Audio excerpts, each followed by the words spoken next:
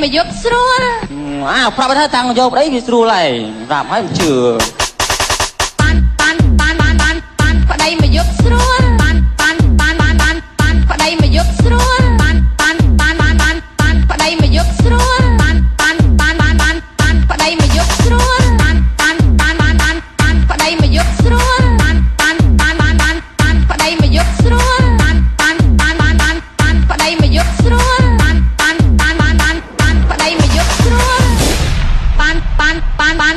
នប្តីមកយកស្រួលប្រាប់ថាតាំងយកប្តីវាស្រួលហើយប្រាប់ហើយមិនជឿ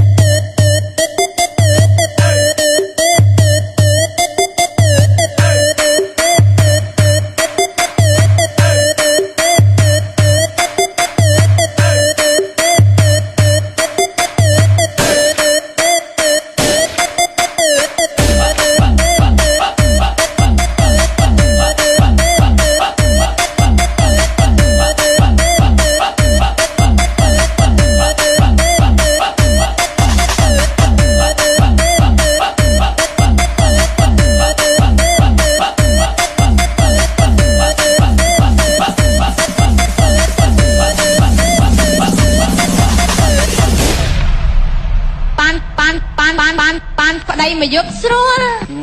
ប្រាប់ថាតាំងយកប្តីវាស្រួលហើយប្រាប់ហើយមិនជឿបានប្តីមកយកស្រួលបានប្តីមកយកស្រួលបានប្តីមកយកស្រួលបានប្តីមកយកស្រួលបានប្តីមកយកស្រួលបានប្តីមកយកស្រួលបានប្តីមកយកស្រួលបាន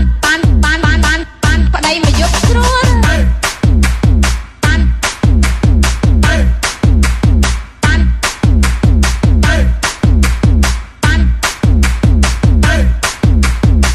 ប្តីមកយក